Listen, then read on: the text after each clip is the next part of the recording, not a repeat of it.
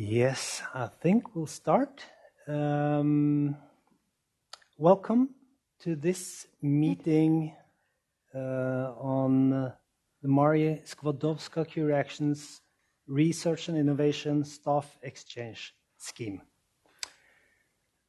My name is Per Magnus Kommandantvold, and my name is Berit Sundby-Abset, and we are both national contact points for the Marie Curie Actions. Yes. So we were thinking I'll start out explaining some parts. Berit will jump in and out, and then Berit will take over. Yeah. And at the end of today's meeting, we will have an interesting presentation of a real project, a real Rise project, the Msca project. Yes, by Alfredo Jornet. Yes, that's good. Okay. Today we have, I think, at least we had approximately 40 people signed up to follow the streaming. Most probably a lot of them have forgotten about it, but those of you who follow us by streaming, a very warm welcome to you as well. We will try to be as quick as possible and at least try to finish within 2 hours. Hopefully we will be able to finish a little bit earlier, but that's the time limit that we have. Just in case some of those of you who are following us on the web stream wants to get in contact with us, or in case you have forgotten to sign up and you still want the presentations, you can send us emails on these addresses: pmk@rcn.no or bsa@rcn.no.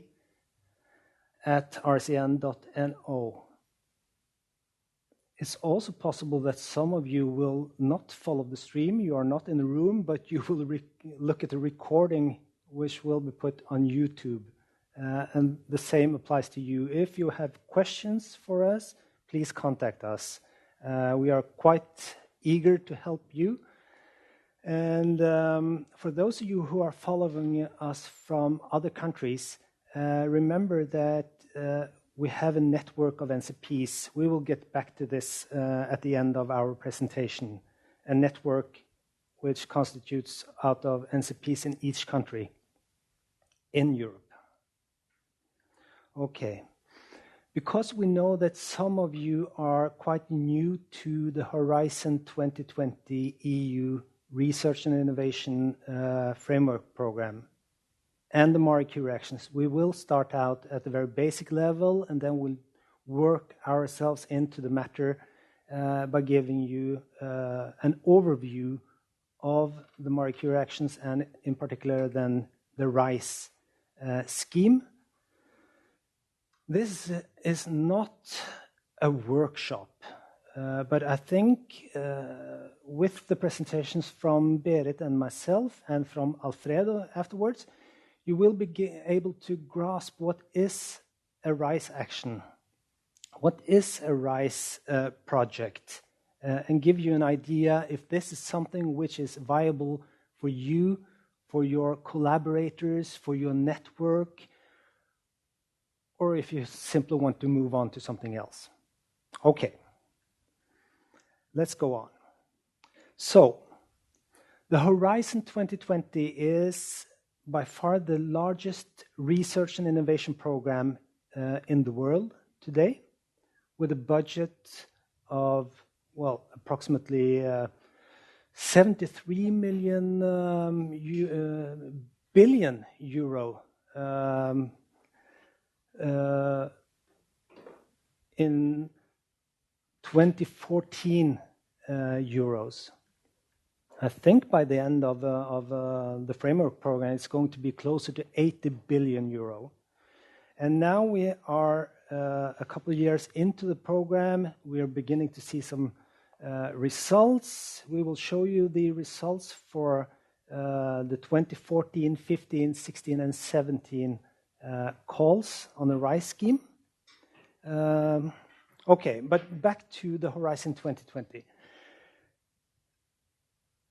It's a program which is designed to solve very many of the obstacles that Europe has encountered. We need to be more innovative in Europe, and this is the reason why the European community has put so much funding into one of these programs. It uses 3 core themes or pillars in order to fund research and innovation in Europe. And this is one way of picturing these pillars. You can see there is one pillar which is called the Excellent Science pillar, and there you also find the Marie Skłodowska-Curie actions. It also has the European Research Council, which is for groundbreaking research, the most advanced research projects, future and emerging technologies, and the support for and use of research infrastructures in Europe. You also have a pillar for increasing the competitiveness of the European industry. And the biggest pillar when it comes to funding is the Societal Challenges pillar, which is constituted of 7 challenges, which thematically is decided upon politically. You find health, you find food security, you find transport, climate challenges, etc., in the societal challenges. But we are going to focus on the Marie Skłodowska-Curie actions today, which are completely bottom-up. So, for those of you who are not familiar with the Marie Curie actions, the Marie Skłodowska-Curie actions, I think it will be okay to get to know a little bit of the basics. So, who can be supported? Well, basically anyone who is at a certain or works with research and innovation. So, in order to become eligible, you need to be defined as a researcher. When it comes to Rise, it's a little bit wider because as long as you work with research, that's enough. All areas of research and innovation is supported, and all Marie Curie actions have a bottom-up approach. And the research can be performed at any sort of organization, and it doesn't have to be an academic institution. It can be a private, it can be a public institution, and it doesn't have to be within Europe. It can also apply for institutions outside of Europe. Some of the objectives. Okay. Objectives are often put on a very, abstract level. But this is important for you to understand that in the Marie Curie actions, in order to be able to answer the questions which are asked when you write a proposal, you need to understand the overall objectives. And this is also a very good place to find the buzzwords that you use in the proposal, even though you should be careful not using them too much, or at least rephrase them. So, the objectives are to attract and retain research talent in Europe, to develop the state-of-the-art innovative training schemes, because the Marie Curie actions is very much about training researchers at all levels. It's about making research and innovation careers more attractive in Europe. And if you relate that to a RISE project, it means that your project, which deals with exchanges between sectors and between institutions inside and outside of Europe, it should all have an element of career development. And it has a focus on delivering new knowledge and skills, which means that in order to make your proposal more competitive, you should add new dimensions about skill acquisition. So you need really to ring your brain up in order to find new ways of finding innovative ways of skills acquisition. And especially when it comes to the Marie Curie Actions co-fund action, it's about back up a strong partnership with member states, meaning that the member states should, to a high degree, work on the principles that have been laid in the Marie Curie Actions. Because the Marie Curie Actions have actually found a lot of principles which are good for transparent recruitment, for the development of researchers, etc., meaning you should try to copy them. Okay, the key features. Berit is saying that I need to speed up, so I will try to. It's open to all domains of research and innovation, from basic research to market-driven. Entirely bottom-up has been mentioned. The participation of the non-academic sector, because traditionally the Marie Curie Actions have always been used by the academic sector. The participation of the non-academic sector is really important in order to succeed. It's all about mobility, of course. This is the rationale why the EU should support research training, because we want to have people move over borders to have one common research area. It's also about making the research profession more attractive, especially to younger researchers.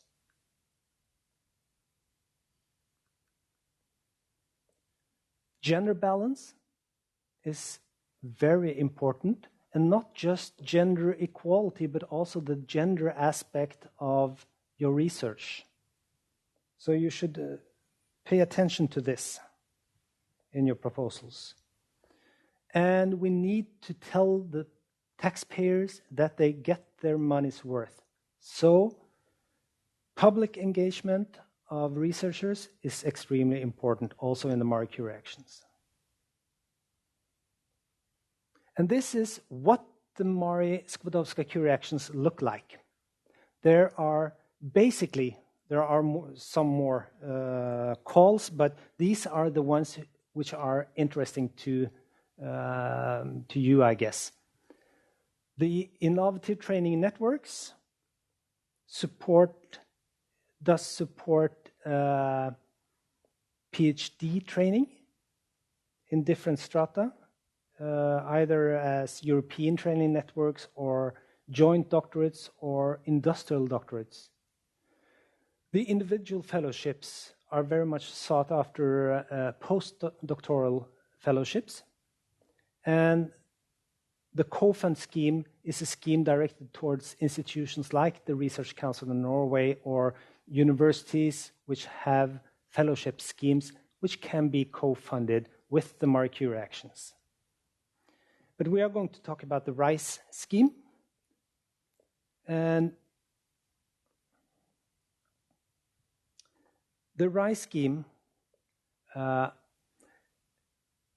is a sort of amalgamation of 2 or 3 older schemes from the 7th Framework Program. But in fact, it is a new scheme, and you should treat it like that. There are 2 possible dimensions on how to build your projects, or you could mix the both. One is the international dimension, where you collaborate with institutions outside of Europe. That's international. I mean, within member states, that's European. So you see the acronyms MS, AC, and TC, meaning member states, associated countries, which in this connection are almost as member states. And TC means third countries, meaning all countries outside of Europe. Within Europe, you have only the option of intersectoral mobility. And I mean, ideally, you could wish for a scheme supporting any which way of secondments, academic, or, but you know, such a scheme would be so immensely popular, there wouldn't be enough money to fund any projects really. So these are the limitations, and you need to be aware of them in order to secure that your projects are eligible. And as we spoke of intersectoral, the sectoral dimension, I think it's important just to explain to you what is meant by that. Well, actually, when you fill in the forms in the participant portal of the EU, this is defined automatically from your answers, meaning that if you are an institution within the academic sector, a higher education establishment, or a non-profit research organization, or an international European interest organization, you are defined automatically as an academic sector participant. And if you're not, then you're a non-academic sector participant. So it doesn't mean that you have to that your partner organization have to be a business partner or an SME. It can be a public institution, any institution which is not defined by themselves as academic. You can, if I say something wrong or you want to fill in, Berit, you can just say so. So,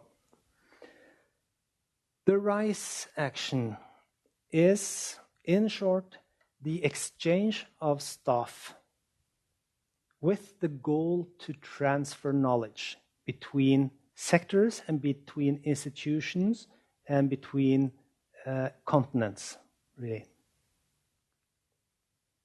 You have academic and non-academic participants. You can have a flexible intersector and international exchange of highly skilled research and innovation staff members, and we will get back to the definitions there. By the way, all the definitions can also be found in the guide for applicants. I think you are coming back to this later on, Berit. So, this is not about recruiting new members of staff. This is about exchanging existing staff. The projects should be based on a common project within research and innovation. And it's all up to you. There are no limits or no topics or no themes. And there is no funding of salaries, meaning this is a top-up scheme. This is in a way a co-fund scheme as well, because it co-funds the mobility. But you, as participants, have to have the salaries or the fellowships in order to fund your researchers.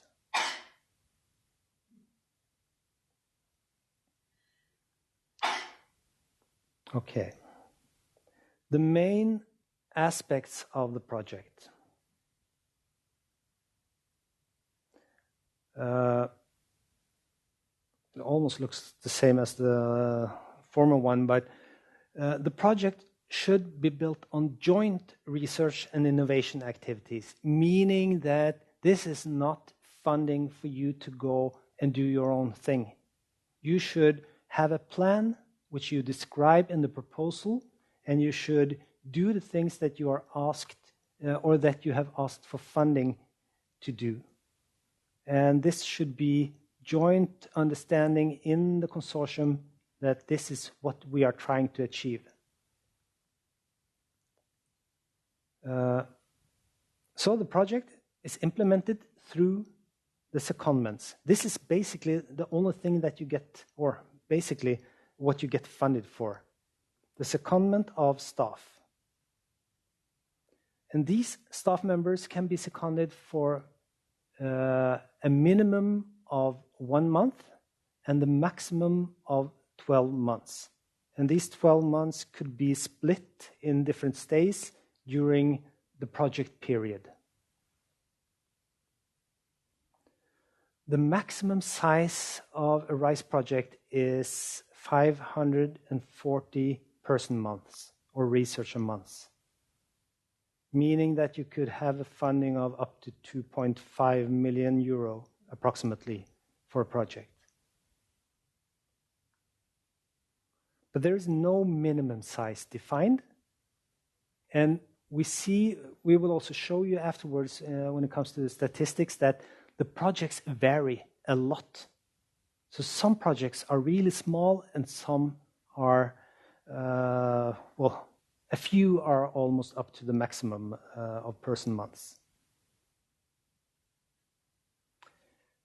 And the maximum project duration is 4 years, meaning that all the secondments should have been accomplished during the project duration of 4 years.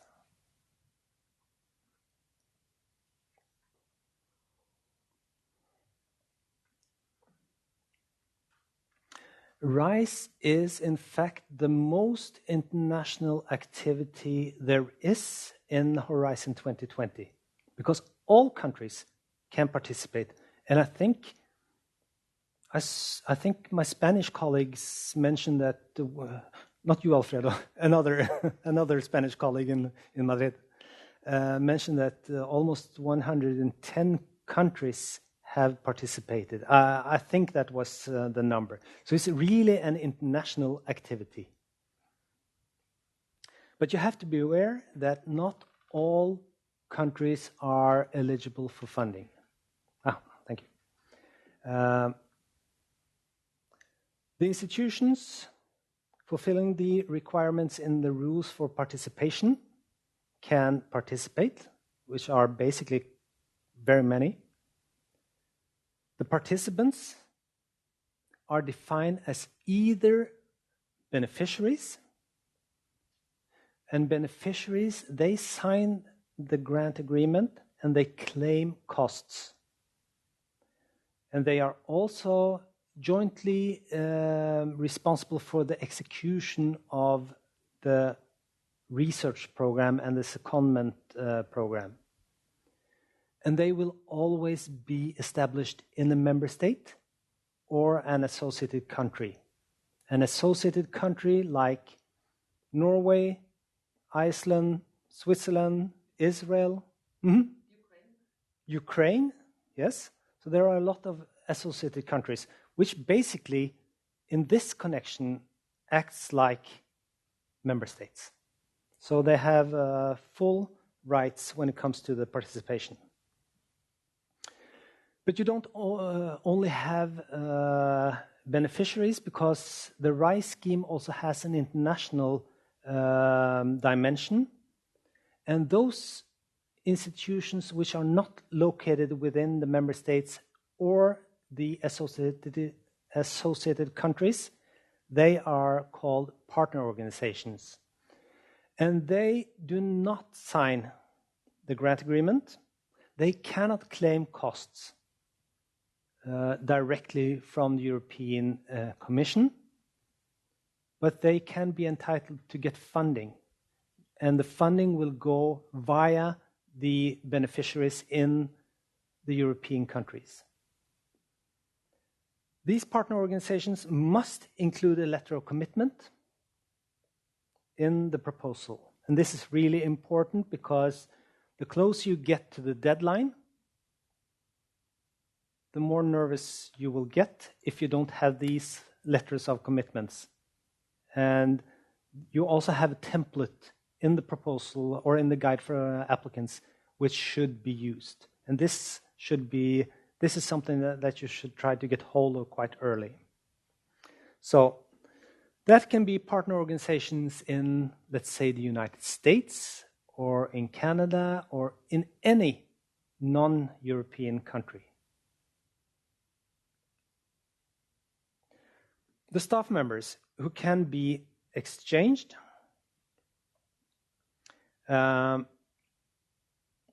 must have been linked to the research activities for at least 1 month prior to the first secondment. Now, this is a rule which has been relaxed from earlier years. I think in your project, Alfredo, for example, the limit was 6 months, actually. So now it's only 1 month. So the European Commission is improving when it comes to relaxing on the rules. The types of staff members can be ESRs, meaning in this context, early stage researchers who do not have a PhD and who have not been active in research activities or they have been active in research activities for less than 4 years. Or they can be experienced researchers, ERs, who have a PhD or the equivalent, meaning more than 4 years of full-time research experience. As opposed to other actions in the Marie Curie actions, this can also include people at the managerial level or at the administrative or technical level, as long as they are actively involved in research activities. And there is a demand that you ensure that there is a return phase, meaning knowledge which is gained on the other side of the Atlantic or in a different continent or in a different country should always be transferred back to the home institution, to the sending institution in some way. So, eligibility conditions. You have to fulfill the minimum eligibility conditions. And you have to have at least 3 independent participants in 3 different countries. And out of these, at least 2 must come from 2 different member states or associated countries.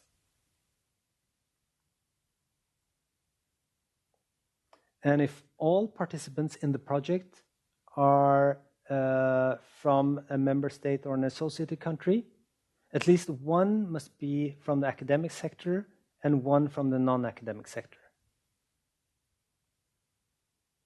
So, there are 2 possible minimum settings. One where you see that you have a member state or associated country and another one, and then a third country. Or you have this internally within Europe project, meaning 1 academic partner from one member state, another non-academic partner from another member state, plus a third partner or beneficiary from a member state or associated country. So in order to make this perhaps more understandable, we also snipped this table from the guide for applicants, meaning who can participate where. And if you read it from, let's say, the sending institution, an academic organization in a member state cannot send someone for secondment to an academic institution in another member state. It has to be between sectors. And the same applies to non-academic sector participants. They cannot go to non-academic. You cannot go from one business in Norway to one business in Germany.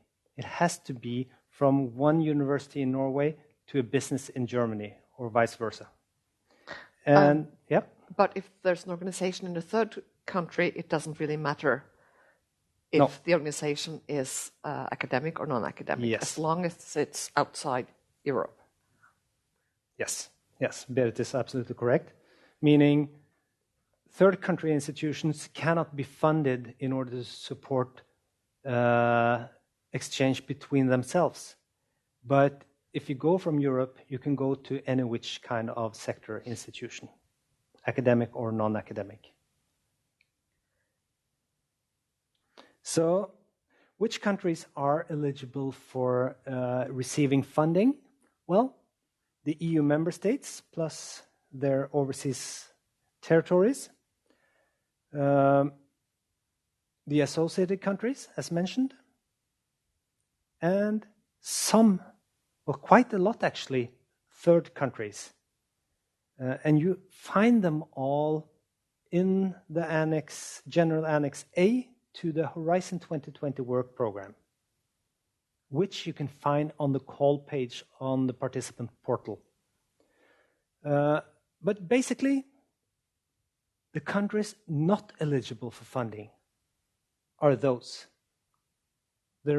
I don't think there is a difference or any other countries, but you should always go to the Annex A in the work program to ensure that the institution from your partner country is eligible for funding or not. So basically, the richest countries of the globe, they have to cover their own participation. But you can go there, and they can go to Europe, but they have to cover their own participation, which is fair, in a way. Should we take questions now, or we can.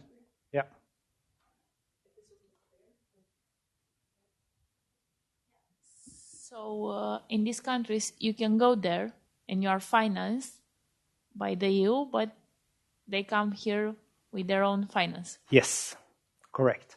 Okay. So Americans have to find funding to go to Europe, but the EU is funding Europeans to go to the United States. Okay, thank you. Okay, another question? Yes. I know that China has a co-funding mechanism with the EU that Rise is covered by. But if for our Chinese partners it's a requirement for them to get co-funding to be part of a Rise project, does this need to be settled before we hand in a proposal? No. And there is really there is no requirement for a reciprocal balance in the exchange. Of course, you would like the Chinese to come to Norway, but if they are not able to attract funding from the co-funding mechanism in China, well, that's too bad, but that's the way it is. But then we cannot plan for that in the proposal. Well, you should plan for that. And if they don't get co-funding from China, then we cannot implement the project as planned. Well, then you have to adjust the project. Okay, but that's possible. Yes. Okay. Yes.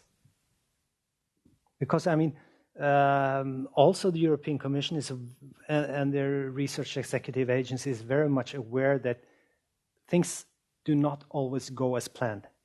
So what you do in the you recognize that, yeah. What you draw up in your proposal is just indicative, meaning, it can change. I'd just like to add, because I think that if you put together a proposal and it will fall apart if, say, the Chinese are not able to get funding, then the project will fall apart. And so you should think about that. If there's a risk, for instance, that the Chinese cannot participate, to make sure that you can still have a project. Because, I mean, you can send people to China and have it funded. Yeah, of course. There's one comment that in our case, we are going to Australia, but they are not coming. As far as I know, they might, but it's not part of the scheme we have. And the second comment about what you say, that is indicative, is true, but also it's true that with this big, so many countries involved, once you put something in paper, it's difficult to change it also, because everyone is related to the same scheme. So yeah, it's changeable, but at the same time, it's in itself is binding you quite a lot. So yeah. Of course, the European Commission, they don't like changing something which has been chosen upon the excellence which the evaluators saw in the proposal.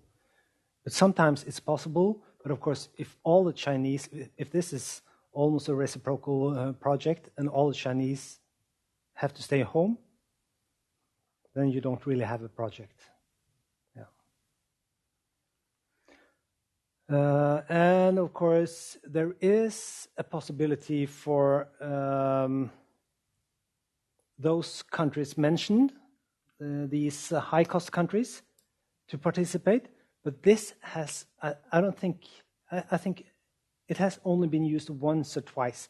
So I would just say that forget about asking for funding for these high-cost countries, because it's only in extremely exceptional cases where where let's say a Canadian partner is sitting on an extremely rare infrastructure or something. But I mean, it's hypothetical, so don't include them. Okay. I'll hurry up. So what you get? Basically, you get unit costs per researcher month.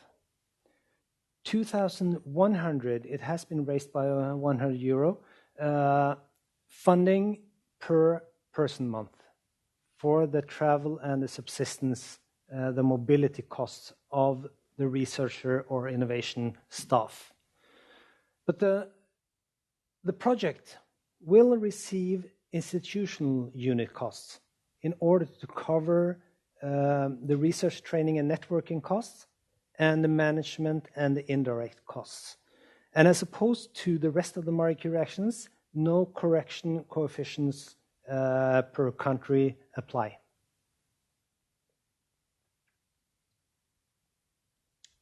The staff member unit cost is intended to cover the travel, the accommodation, and the subsistence costs, together with the salary that you as an employer still have to pay the researcher.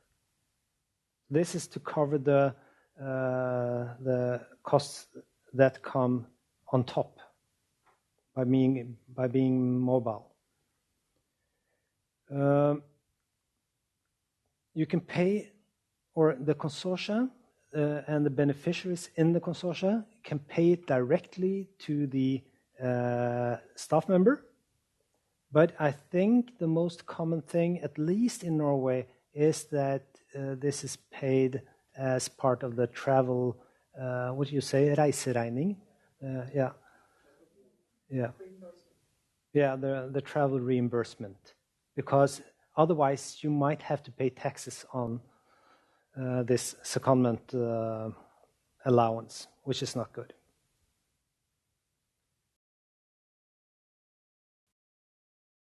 To the research activities, and that could be covering these kind of items like consumables, laboratory costs, participation in conferences, arranging of or participation in workshops, coordination and review meetings, and other networking activities. And the management and indirect costs, they cover these costs, well, at least a small part of the costs that these institutions have by implementing these secondments.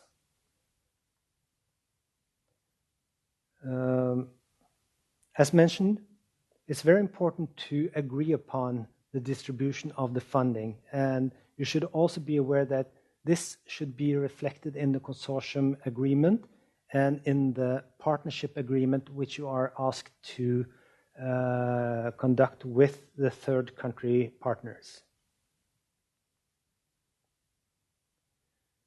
And the member state or associated country beneficiaries, they should also include in the budget the secondments which shall be claimed for eligible third country partners, meaning if you are bringing or someone from one of the many eligible countries to Europe or to Norway, then you as a member state or associated country beneficiary should include them in the budget.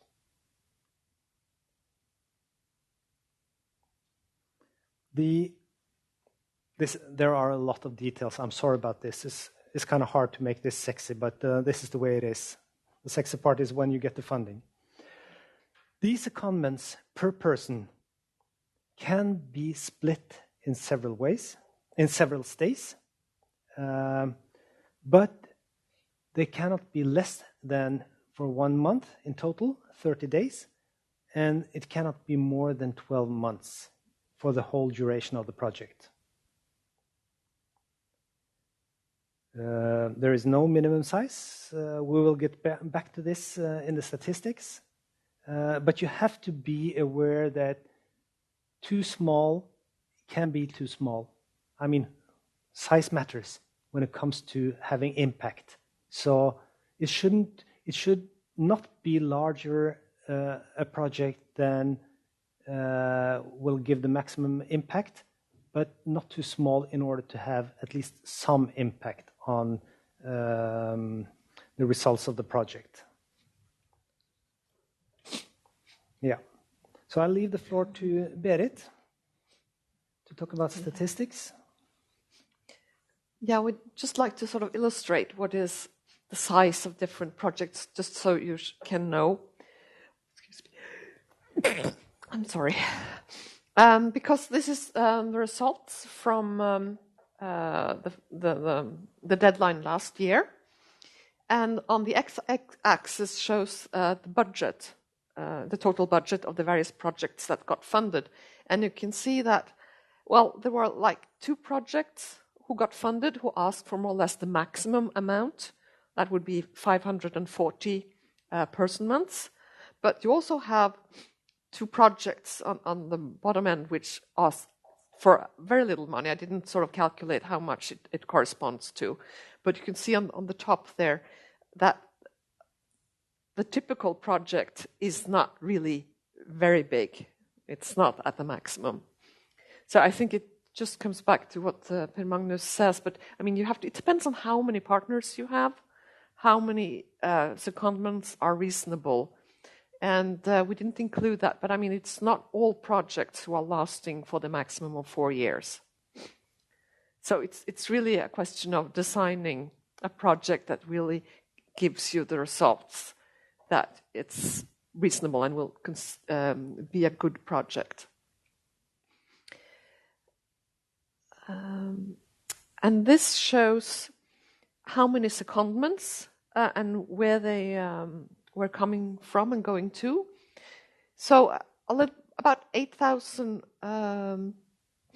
person months were between European partners and exchanging between academic sector and non-academic sector. An equal amount was international in the same sector, so it was, I think most cases it was from a university, say, in Europe, going to a university outside Europe. And then there is a quite small number of proposals, or number of person months, well, still 1,678, who were between an organization in Europe from belonging to one sector and going to an organization in a third country outside Europe, which belonged to the other sector. So this is sort of the kind of mixture that we had. And this also just shows the total number of secondments in the projects that were retained for funding last year, this is the number of secondments, and basically a lot of them are between academic partners, so then they have to be from Europe and to a third country, or vice versa. A little bit less from academic to non-academic sector within Europe, and then, you see from academic and to the academic sector. So the ones with the fewest secondments is between the non-academic sector and the non-academic sector. That would also have to be so. This is just for you to think about if you have questions about this when you are putting together your proposal. What have other people been doing who has gotten funding? And this was just results. This was from Rise in 2016, so it's 2 years ago. The type of participants who were participating in the A-list proposals are those who are suggested for funding. So it just shows the distribution that about 66% of all the partners or beneficiaries were academic, and about 34% of all the participants are non-academic. And the figure shows how many were in the member states, how many were in associated countries, and how many in third countries.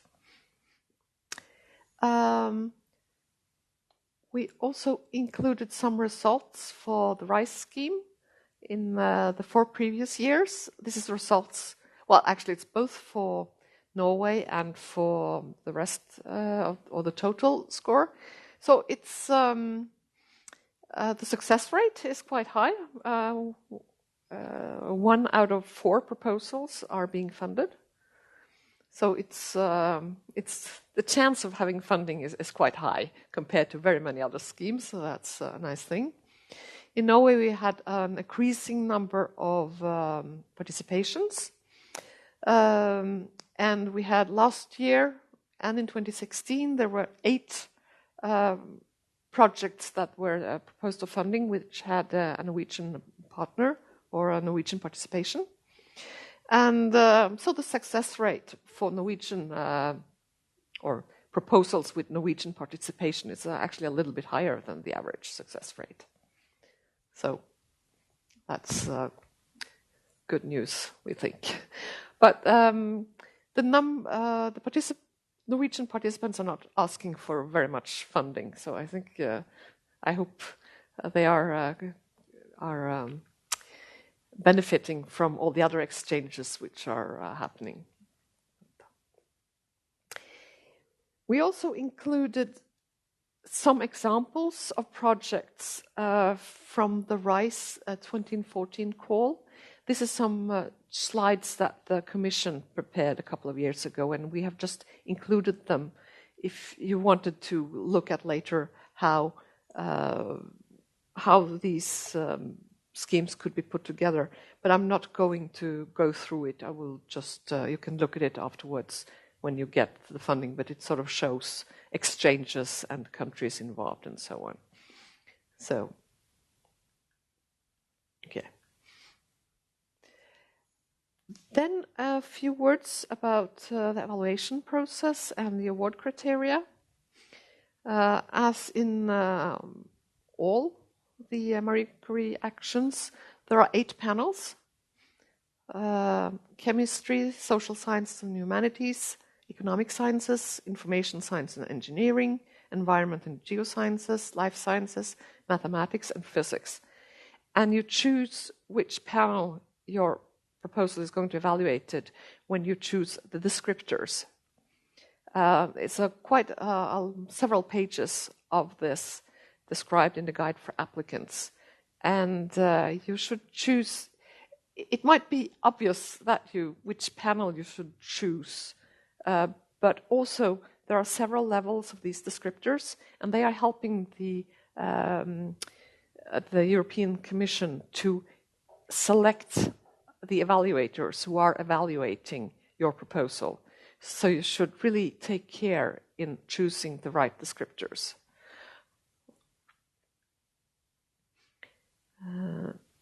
And then the award criteria. I guess this might be a little bit too small, for at least those in the back in the room. But as for all Horizon 2020 schemes, you are evaluated on excellence. This is a criteria which counts 50%. And there are some sub-criteria here. Under excellence, it's the quality and credibility of the research that you are proposing, the level of novelty, and the appropriate consideration of multidisciplinary, intersectoral, and gender experience. This is also been evaluated on the quality and appropriateness of the knowledge sharing between the organization in the proposal, and the quality of the proposed interaction between the participating organizations. And since this counts 50%, this is really the most important criteria. But there's also the impact. And since, like Per Magnus said in the beginning, I mean, the Marie Curie actions are very much about preparing or improving the career perspectives of the researchers which are taking part. And so in the proposal, you need to explain how this project will help both the people involved and also at later stage, the collaboration between the organization. Will it generate lasting collaboration between the organizations, and so on? The quality of the proposed measures that do to exploit and disseminate the project results, and also the quality of what you propose to communicate the results to the wider audience, the man and the woman in the street. And this counts for 30% of the final score of the proposal. Then you have the quality and efficiency of the implementation. And the sub-criteria is the coherence and effectiveness of the work plan, including also the appropriateness of the allocations and the tasks and the resources. You have the appropriateness of the management structures and procedures, including the quality management and risk management. And the appropriateness of the institutional environment, hosting arrangements, infrastructure, is this sufficient to carry out the tasks that you have described in the proposal? And finally, the competences, experience, and the complementarity of the participating organization and their commitment to the project. So these are the criteria, and we are not going to go through the description of how to put together the part B of the project description, but it is divided with headlines and so on, so that it should address all these sub-criteria, and it explains how you should write it to answer these questions. There's also one of the things in addition that the evaluators are asked to look at is the so-called operational capacity of all the participants. And this is particularly important, let's say, for smaller organizations, maybe not for universities and so on, but it could be for SMEs, so that it's clear to those who are evaluating the proposal that the participants are really able to carry out, that it's not too much work, or that they do have the infrastructure that is needed to carry out what they write in the proposal that they should do.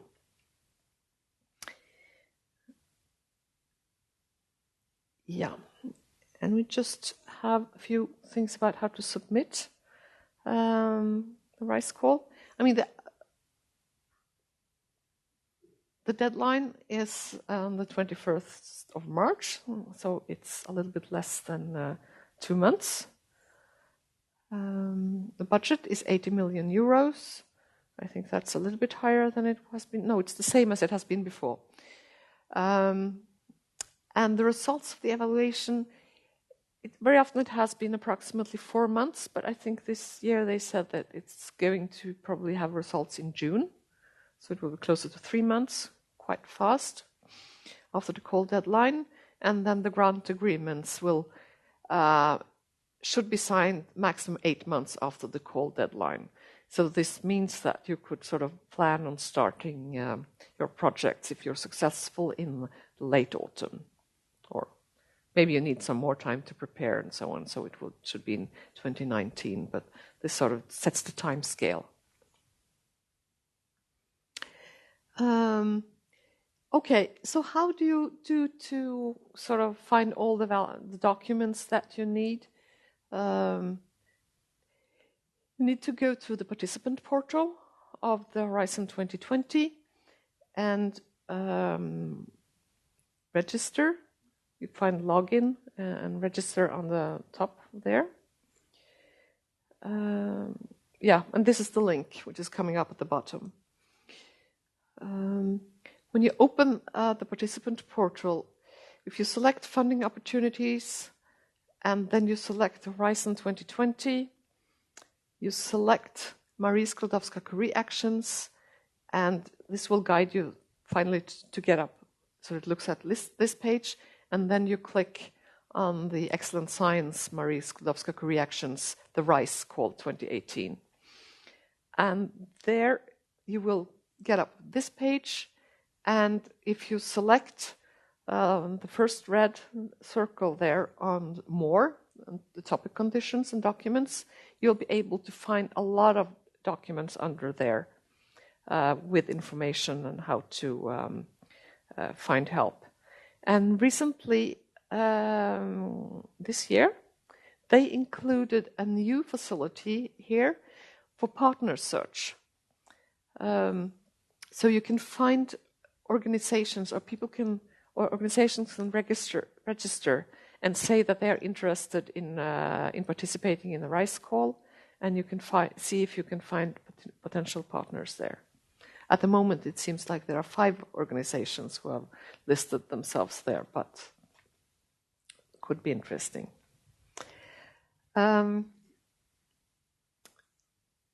Just like to add a few words about the guide for applicants, which is really, in many ways, the Bible if you are going to write a RISE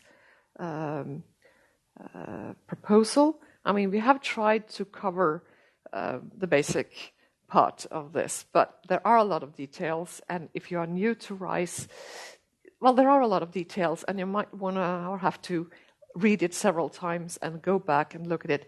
And now they also have very many examples to explain how what you can do and what you cannot do, and some notes about be aware of this, make sure of that, and so on. So it's really very useful. And they also have quite a long list of links to documents that are useful, links to frequently asked questions, and so on and so on. The proposal considers of 2 parts. Part 1, or Part A, with several sections. This is an online form that you have to fill out, and I'd recommend you to discuss this with very many at the institutions. Will have an EU advisor or people who are used to doing this, and they can help you with knowing what to put in where. But of course, what you need to look at is this section 3, the budget and list of secondments. That's something where you really need to work, because there you're going to list all the secondments that you're planning, from which institutions and to others, and how long they're going to last. Proposal part B consists of 2 documents, and it's really what they call document 1 is the document that is that you are evaluated upon, that you will receive scores, and you see that it should be maximum 30 pages. That's an absolute limit. It shall have one part which describes the excellence of the project, then one part describing the impact, and last, the quality and efficiency of the implementation. And so under there, you will describe all the parts of the proposal that you will be evaluated on the previous slides, or a couple of previous slides. There is also a second document, which also is sometimes called Part B2. It doesn't have an overall limit, but there are references. There are some form which is going to be filled out to describe the capacities of the participating organizations. You have to fill out an ethics form. And if you have organizations from third countries or from outside Europe, they have to send in a letter of commitment.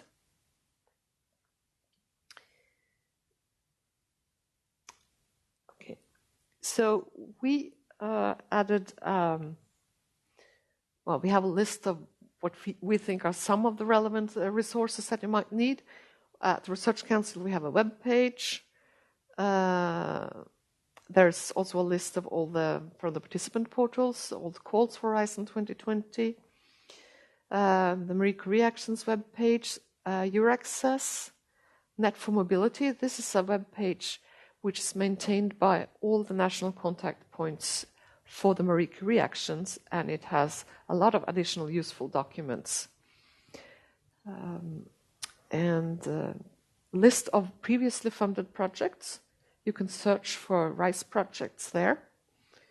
And yeah, there was RISE 2017 Coordinators Day 10 days ago.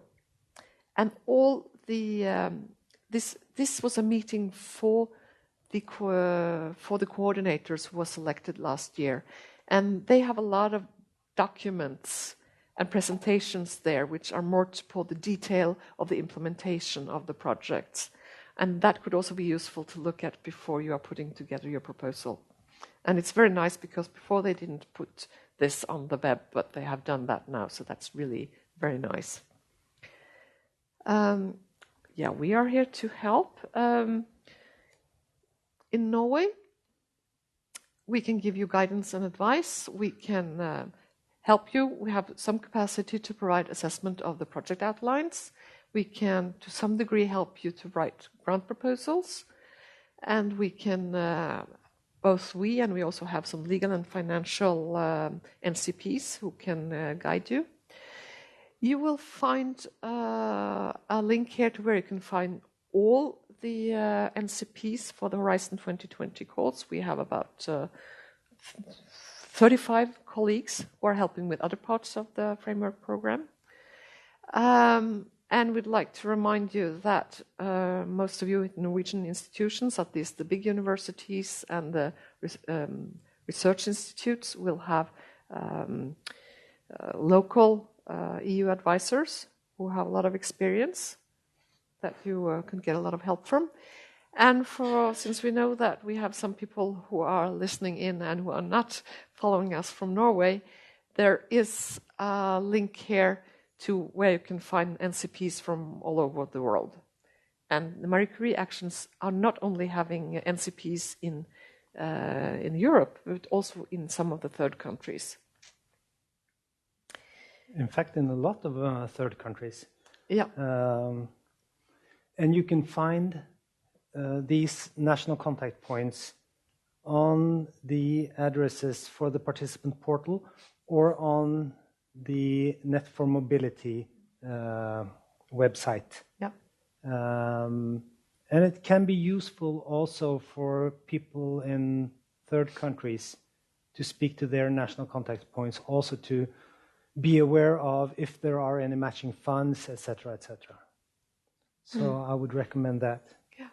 And we forgot to mention, for Norwegian institutions, we also have this project establishment support, which at the bigger institutions like the universities and some institutes, you can go to your EU advisors in order to get this project establishment support. If you are not in one of those institutions and you don't have this common pot at your institution, you can apply directly to the Research Council for this project establishment support. This applies to Norwegian institutions only, of course. Yeah. We have a newsletter which you can sign up to for the Horizon 2020, and there's also through there you can also find a link to the newsletter which we are sending out for the Marie Curie Actions 4 to 5 times per year. We have Per Magnus is very eager to Twitter and to put things on Facebook and LinkedIn and so on.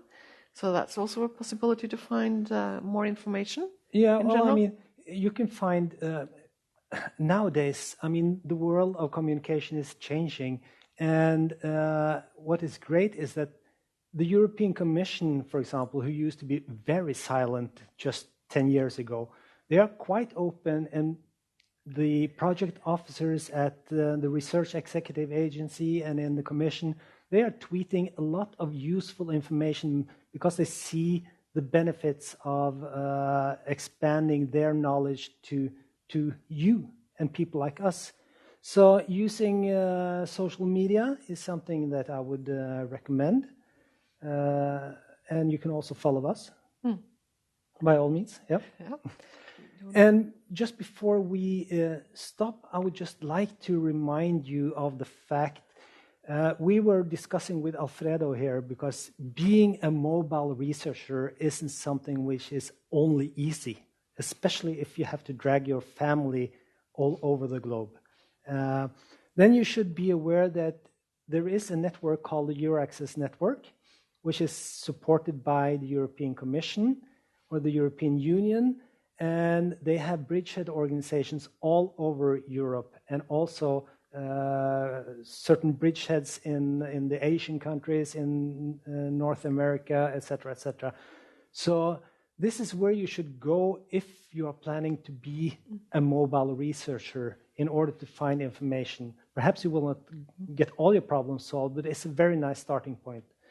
And besides, this is also where all projects put their positions on the Euraccess website. So in case you are a researcher who wants to have a Marie Curie fellowship or work on an ERC project or something like that, this is where you go. I would also like to remind you that in order to be successful, you shouldn't limit yourself to look at only the national funding within your little area or the European funding within your little area. You should also look at Horizon 2020 as an opportunity both for basic research, non-topical research, for funding of careers, for funding of projects and research and innovation activities, etc. But you can also look at the programs which go in front of the Horizon 2020, which is the Erasmus+, which is very useful, in particular to educational institutions, but also, in fact, when it comes to enterprises and SMEs. So I would recommend you to think about the Erasmus Plus as a way of expanding your horizon when it comes to participating in the European arena. Yeah. Yeah. And then our email address, our phone number, and etc. for Per Magnus and myself. And we really very much like to be in contact with you when developing projects in the Marie Curie Actions, because I mean, you are the ones who know your academic field or your field of study and research.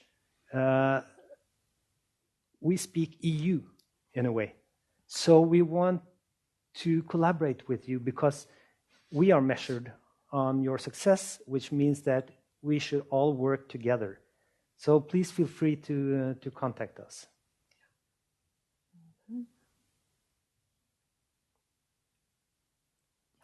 And thank you for your attention. yes, if some of you wants to go through, have a dream,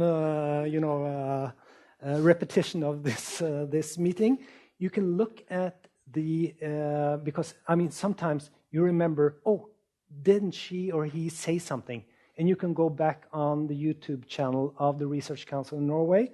For those of you who are looking at the web stream, you can see it on the lower part of the presentation. Yeah. Except for one thing, and thank you for listening to us, but we have an important last part of the program. Yes. So we hope we are not losing you yet. So that will be Alfredo. Yes. We are painfully aware that as research bureaucrats, we can encourage you and try to mobilize you to take part in every aspect of the framework program.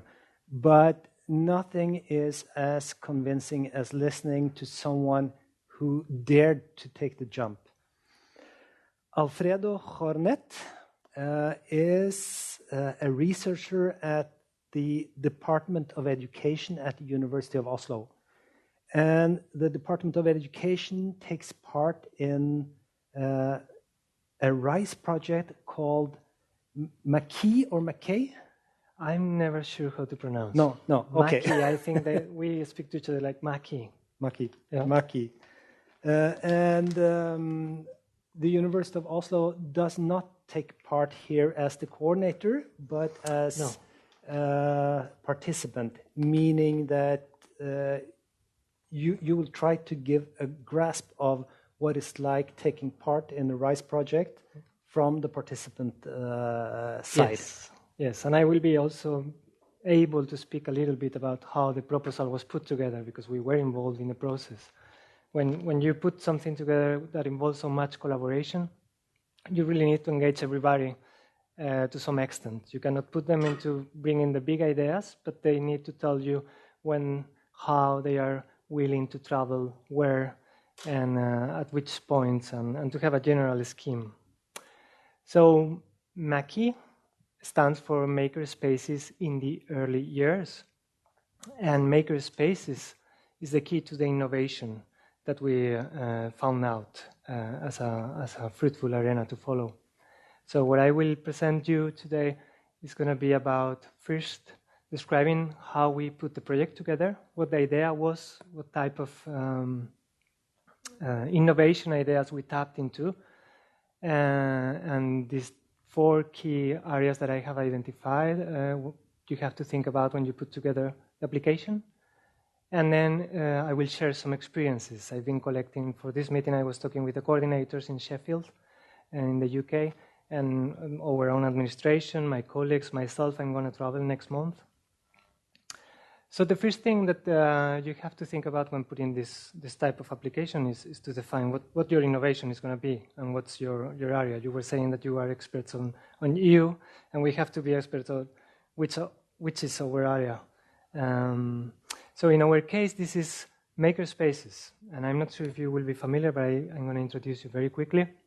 Maker Spaces are these spaces that grew up in the 70s as the hacker culture, and then also the garage culture in North America, where a parent will fix things with their kids. And this idea has moved into a movement, a culture, maker cultures is called, and is taking a lot of traction in education as a means to implement innovative curricula. And so you find lately libraries that are implementing these maker spaces where people can go and tweak technological gadgets to create new things or to fix things that are broken instead of having to go and buy a new one. So these tinkering cultures, Fab Lab is a chain of those type of maker spaces. They describe this as digital fabrication laboratories that are more than 3D printing, because 3D printers are a good example of that type of a space. And they are becoming very popular. They are doing these maker fairs all over the world where people that is engaged in this type of activities join, and educators are picking up on these ideas. And And so the whole project is about how we're going to do research about these makerspaces as learning arenas. And not only that, but for young learners. So makerspaces are interesting for educational challenges in the digital age because most recently has been a lot of emphasis put into the idea that kids and even younger kids need to be digital savvy. They need to know not only literacy in the sense of reading and writing, but also digital literacies. And also because of the new demands of the curriculum to prepare people for a changing world in a digital age context. Also the aspect of creativity is very important. Maker culture is a good pedagogical model for this, and it's actually being, there are several big projects being funded now that research these issues at usually the higher education level, or the videregående would be Norwegian secondary education, I mean. But not so young people. So what this project found was that there was no research about how to engage younger learners into this type of environments. And to do so requires a lot of alliances between academic and non-academic partners, because these labs or maker spaces are popping up in different aspects of the cultural spectrum. And this diagram is useful because it shows you that there might be settings that are very permanent and very formal, like labs in schools. And the university is now installing some labs, but there are also very temporary and very informal settings like maker fairs, and the Norwegian Museums of Science and Technology here in Oslo is organizing every year the maker fair in Norway, and there are like that in many countries. So that's the area we tapped into, and we proposed a project that was about how do we engage educators, professionals working outside of education that are engaged in this type of events and practices, and informal learning settings such as science museums or libraries, how we put this constellation of people together to learn better how to design this type of learning environments and how to go about researching them. And so once we have that area, we need to put down what our objectives and aims were. And in the Msca general aims were described in the following terms. So the first was to further research and innovation in the area of young children's digital literacy and creative design skills. It is a basic research proposal that aim that could have been part of a larger regular proposal. But then there is a very important aspect that goes into the RISE scheme, I think, and it is including the development of research capacity and career possibilities within the network. And I think that's something you need to stress very much, and that we stress a lot when it comes to the RISE, because it is the collaboration what is being funded more than the basic research.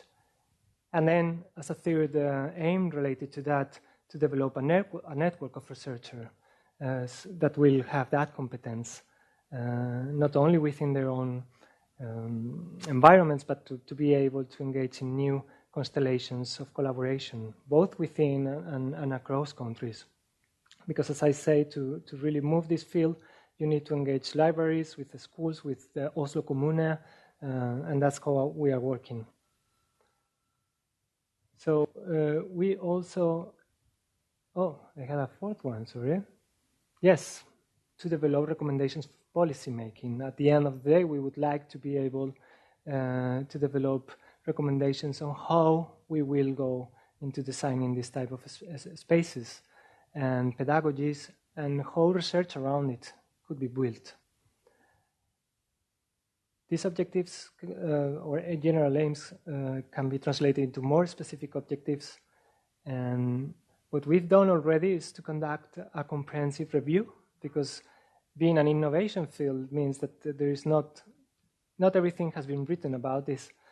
So what we did was to engage our network, our consortium, to gather the best ideas we had from each of our environments and put together a very large volume.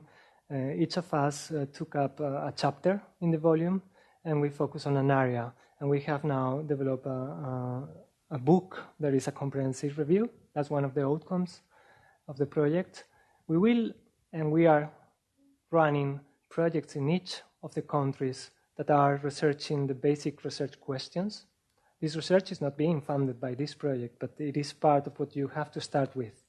You either have that research going, or you really want to have it going when you apply for this Rise, because you need to have a setting for people to come to you, and you need to have something to offer to especially non-academic partners when you want to be receiving them.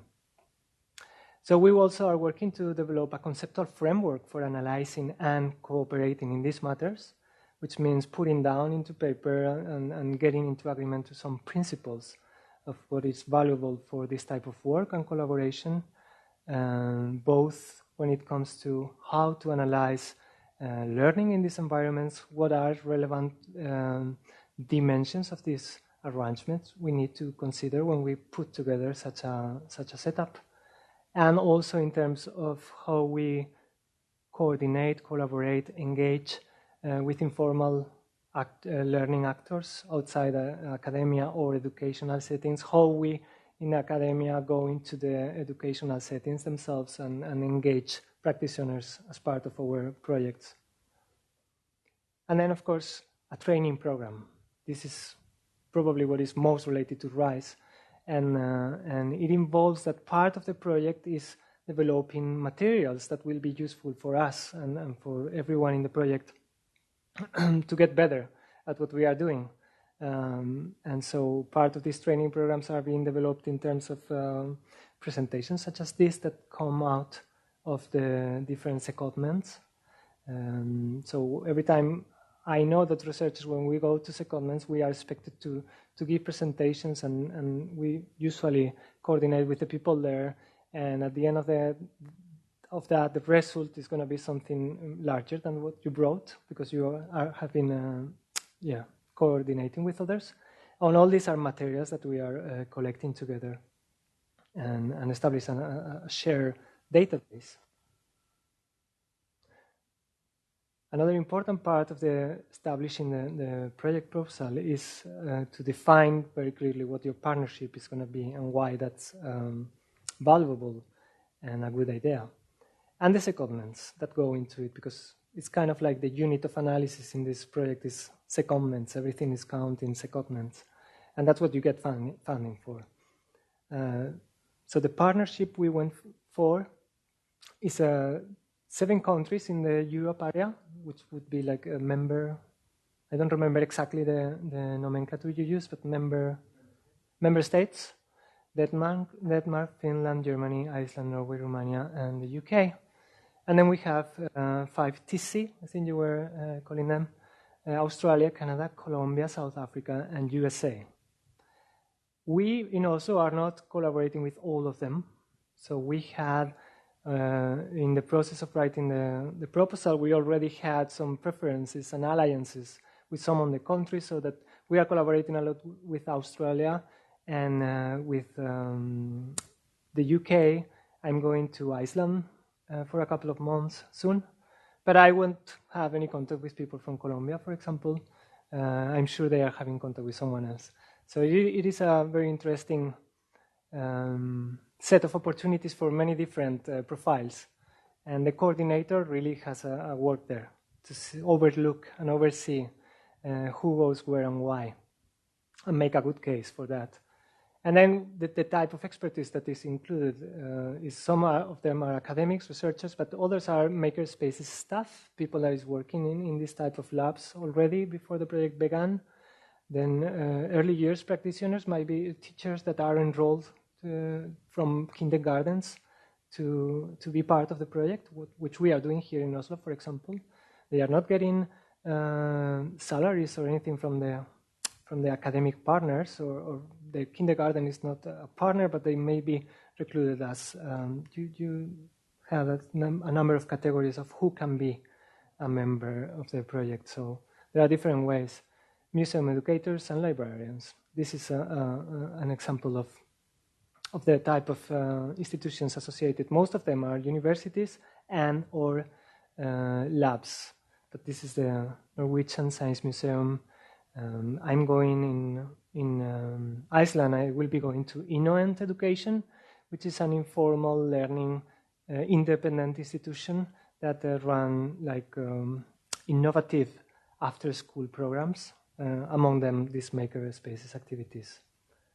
And each of the academic partners is running an independent project. So you begin from this expertise in a way that you have a project going on. We have one in Norway with the Norwegian Museum, the Norsk Teknisk Museum. And we didn't have funding for that project, but we had ideas from previous experiences and to further apply for funding. And we are actually in the process of applying for more funding for that project that is independent of RISE, but it is the case that we are using for RISE. And this is just to show very quickly the complexity of the secondments. Like, I think I managed to include in the snapshot 80, but I think it was almost 100 secondments, which is not many compared to the 500. Although I must say some of these lines are several months, so altogether might be 200 something months. I know the total amount we applied for was less than 600 euros, 600,000 euros, of course. So it's not very many, but it's very complex.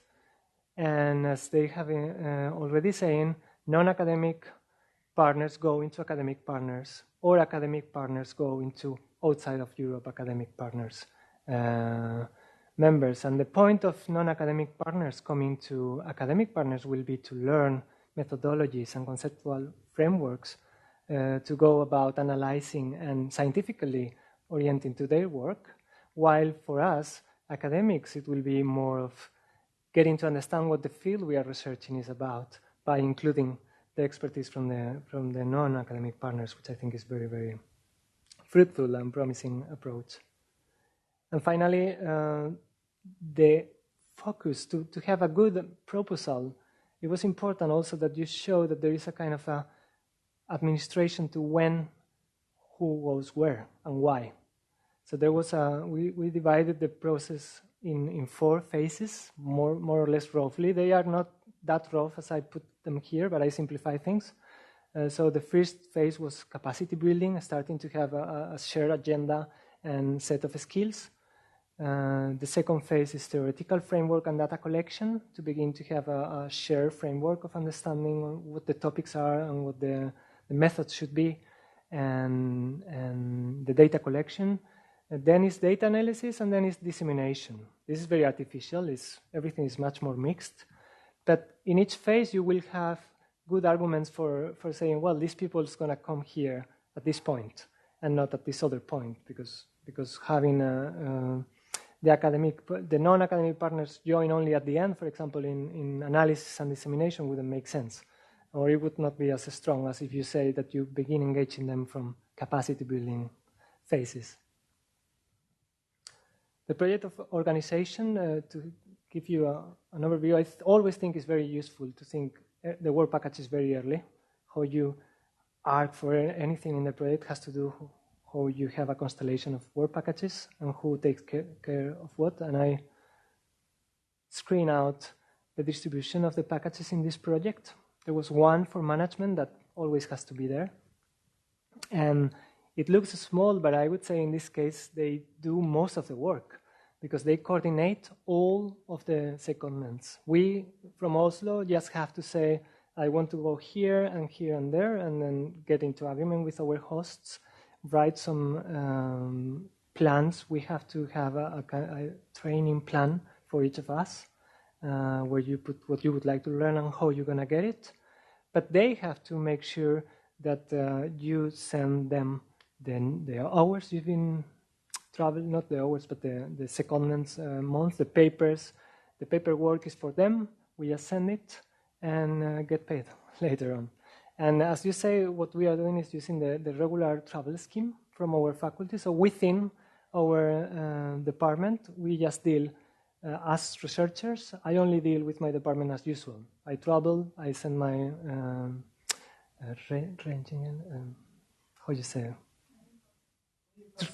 reimbursement papers, thank you, and that's it. Then they coordinate with the coordinator.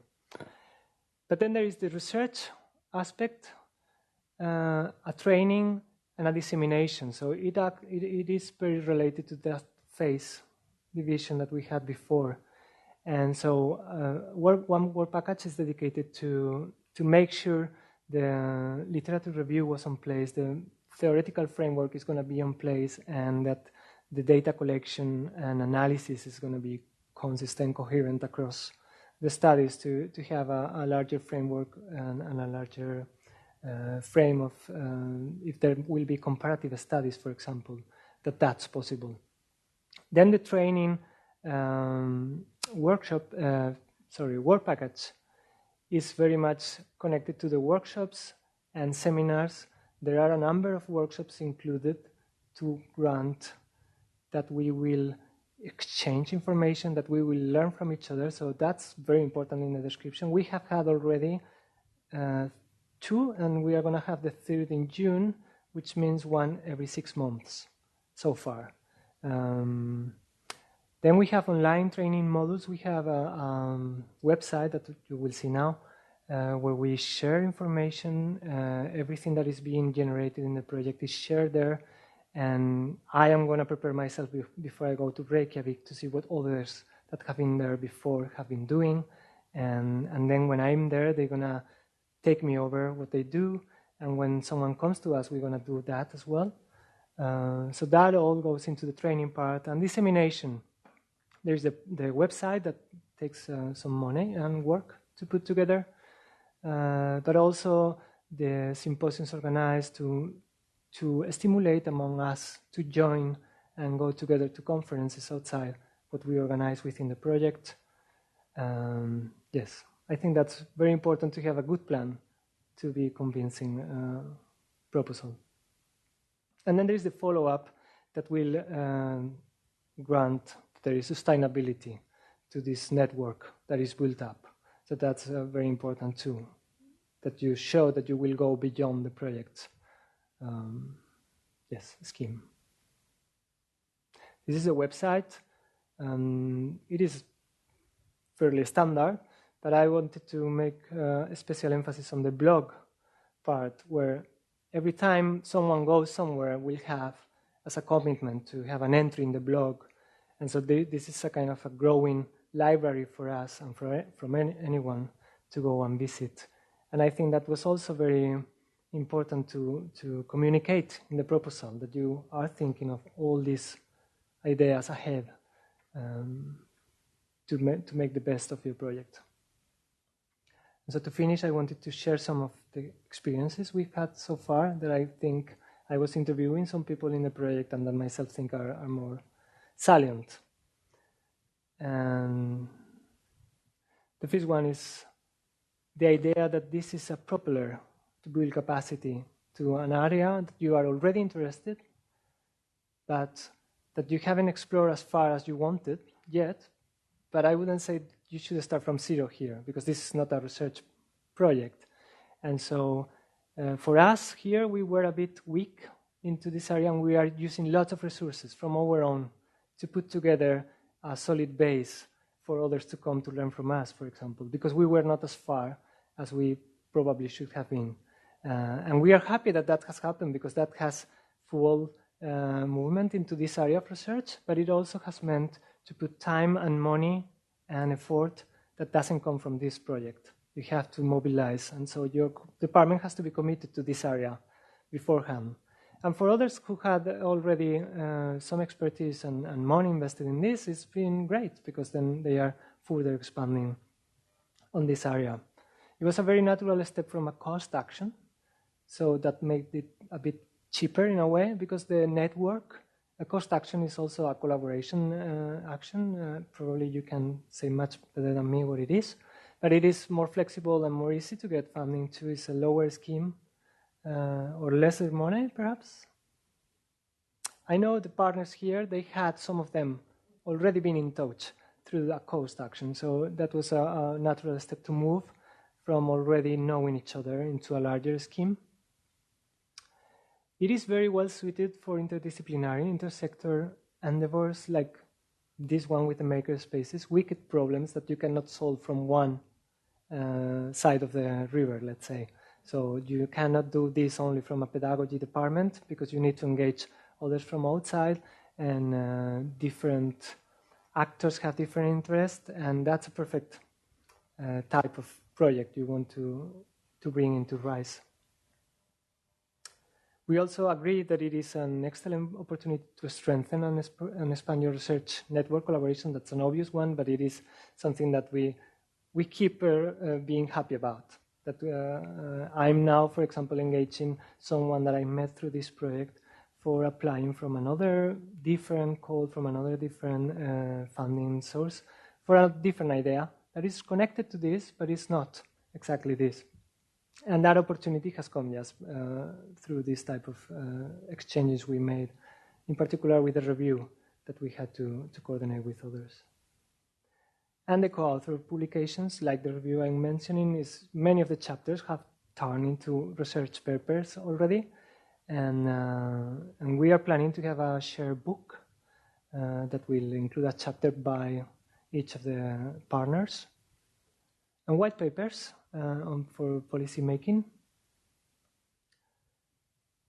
And it is a great opportunity for engaging non-academic actors in a much more serious way than you used to, or mostly because they don't have the time or the money to join, or you cannot engage them in the same way.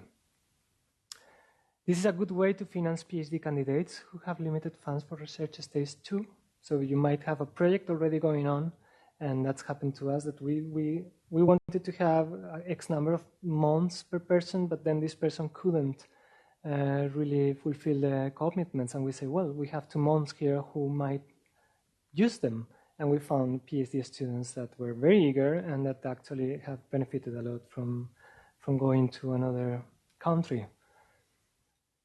This creates interesting content for teaching student activities. We are very proud of bringing research into teaching praxis. So this is a great opportunity because you go to field sites where you get into touch with actual practices and you bring lots of experiences. It is great to learn about project coordination. My administration staff was emphasizing this very eagerly, that they are learning a lot about, first, from the very good job that the coordinator is doing, as an example, but second, also the type of issues that emerge in this complex collaboration. So your institution gets better at that and learn what the weaknesses are and where do you need one more employee to be thinking of these issues that were not being thought of before. Career building is an obvious one too. This is very good for your CV, but also for having impact beyond the typical scientific publication, because you are in touch with other areas from the non-academic sector. I had this comment by someone that was so happy to collaborate with so many different people in the globe, and all of them being so eager to collaborate, so that's the goodwill atmosphere. She was emphasizing that, and I thought it was a sweet point to make, and that's true. You get together into a big project with many people involved, because it's a low-key participation. You don't need to be very much involved in the project. You're going to be doing a secondment and might be just for 2 months, but you have to coordinate with others. An opportunity to look at your own institution and practices from outside. I also got that comment. I also agree it's a nice one.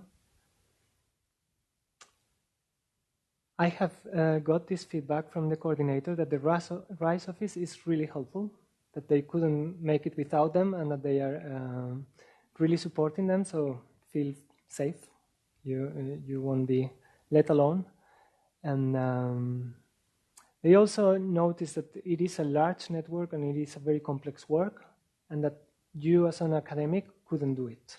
That's what they told me. We considered it and we thought we needed assistance, and now we confirm that that's the case. You wouldn't be able to coordinate all this. So they had dedicated funding for having an administrator fully dedicated to this. You need to pool budget to support the cost, because I'm not sure what the scheme allows for this, to what extent, but I believe they had to put their own. You might mention that. I mean, you can do the management costs. Yeah. You can pool that and use it to cover costs like that. Yes. So that's possible, and that's what they did. And then there is this, I can tell you, there is very tight funding for the secondments. I'm going to Reykjavik next month, and I have roughly 30,000 crowns per month to use, and an apartment there in the city is about 25,000. Because it's a short term, you cannot get the prices that you get if you're going to rent for 1 year, and you have to pay that, and then you have like 5,000 for flight, and that's it. So you really have to foresee that your department will have to put some effort depending on where you are going and what your needs are. But my department is very happy to step in. It's also a matter of I will be sharing an apartment with another one that we are traveling together, and so we will save costs there. And I know others going from richer countries to cheaper countries, they don't have that problem. But it is a tight funding, and then you will have to be creative. And that's also good, we believe. It's also a way of committing your department to this area, because you have to invest. It's not just you get money and then it's done. And then the being realistic about the secondments, it is human, very demanding human expense to move, especially if you move with family. We were talking about that before. In addition to this Rise project, I am a holder of another mobility grant from Marie Curie Actions too, and I've been traveling a lot, and it is highly demanding in all the levels, family-wise, energy-wise, and more economically wise. So it's very easy to say, oh yeah, if we get the project, I will take 3 months. And then when the time comes, you say, oh, I'm going to make it. So you have to be realistic, and the department also has to have the flexibility to distribute the time for others. And I think that's it. That was my experiences. You can read more about the Maki project in makiproject.eu. We have the Oslo version, but you can get through the international one, and I'm happy to get any question from you if you want to. Thank you.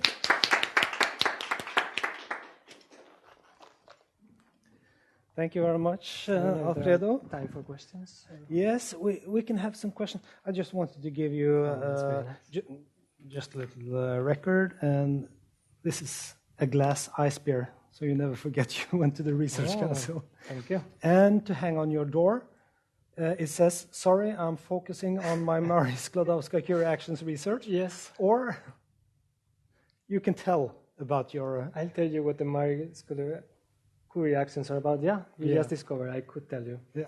And I like the plural one, because I have two at the same time, so that's good. Thank you so much. You're welcome.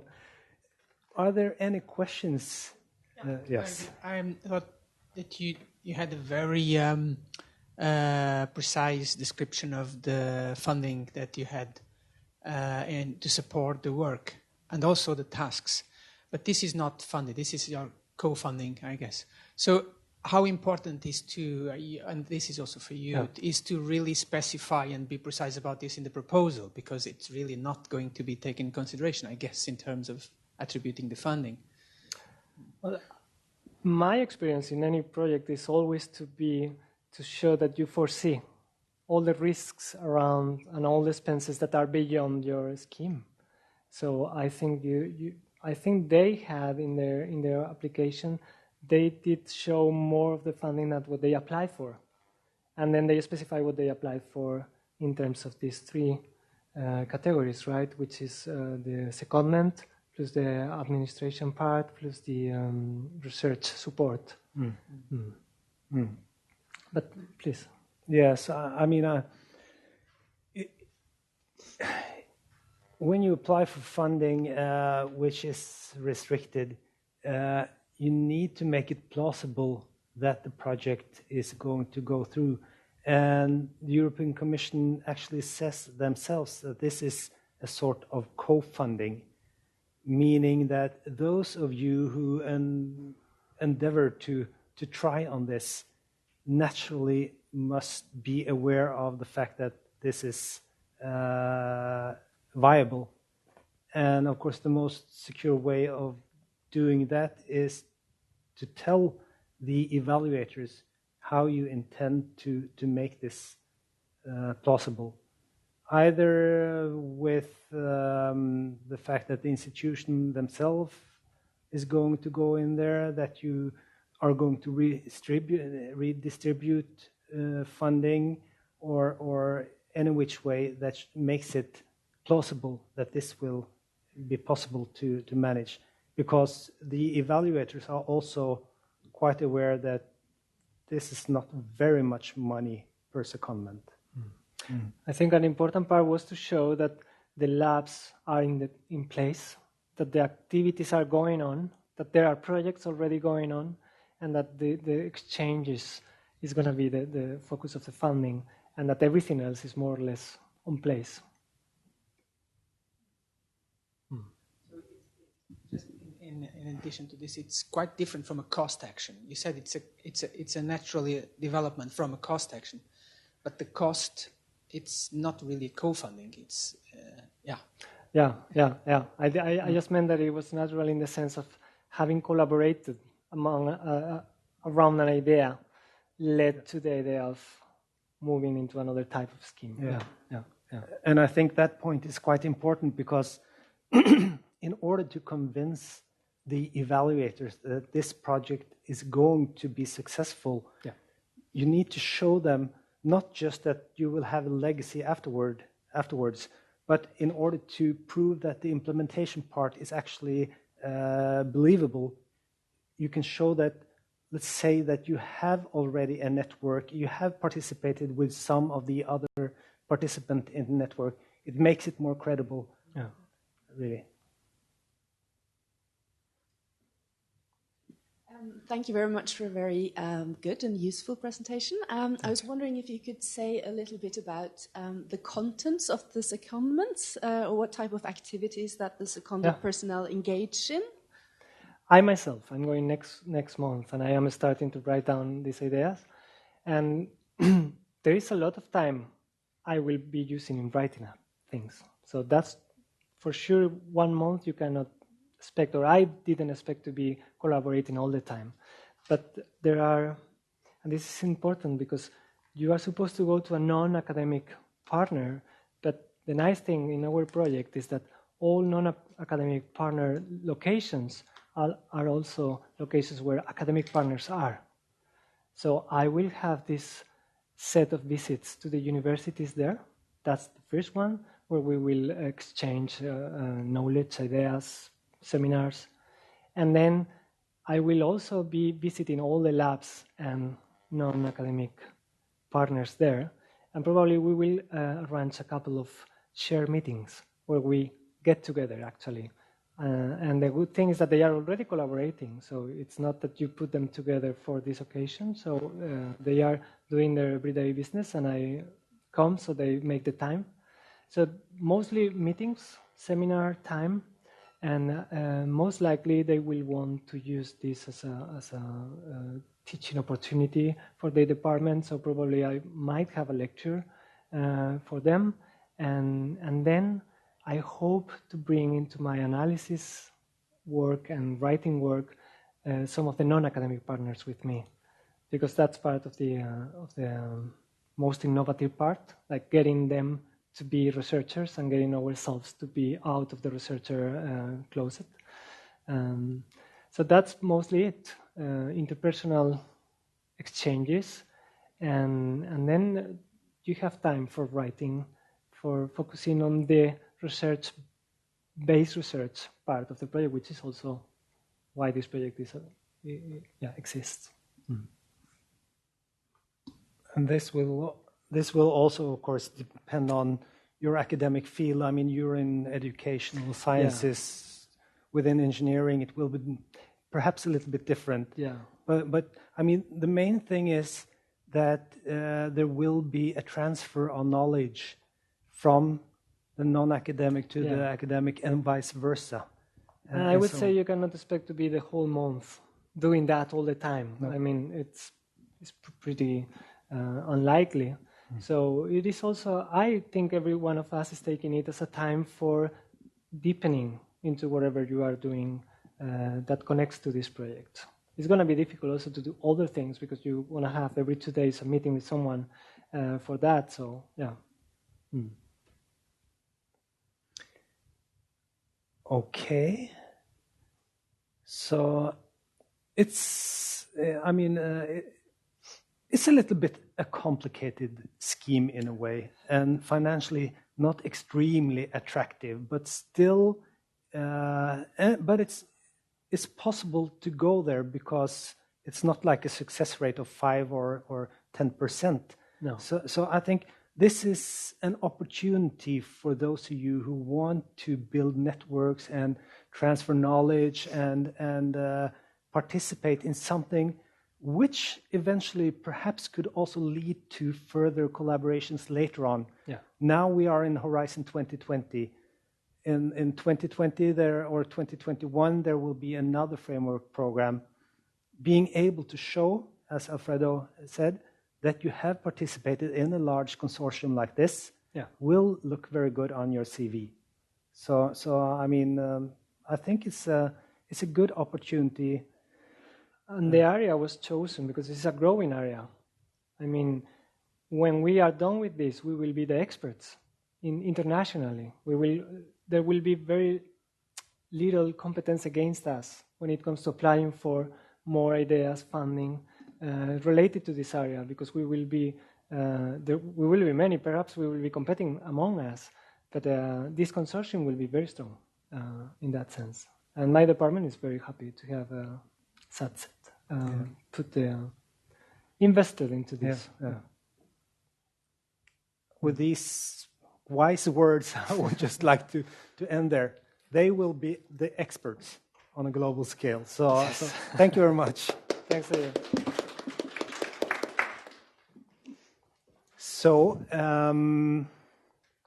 we will have a look at the presentations and look at the Alfredo's and see if we can send it out pretty soon, both our presentation and Alfredo's. And we will send it to those of you who registered on the list.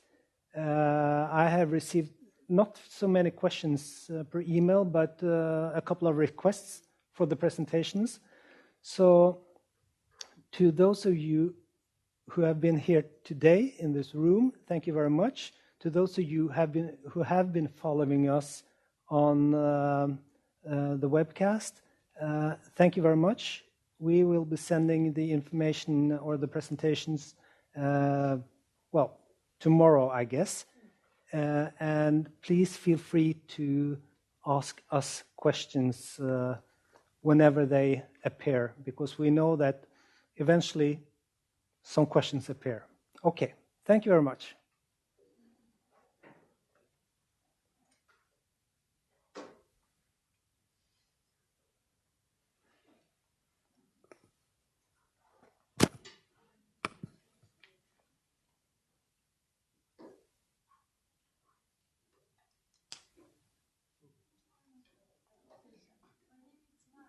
Yes, I suppose you were. Yes.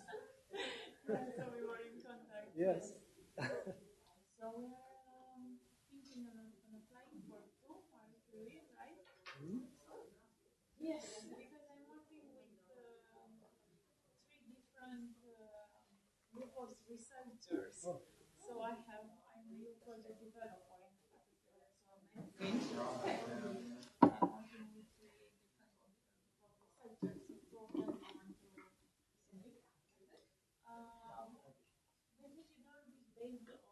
business collaboration. So yeah, one is the focus of social robots for health, related to health, diagnosis process, and what is the other one? The focus will be exercise and fitness for elderly, for the focus on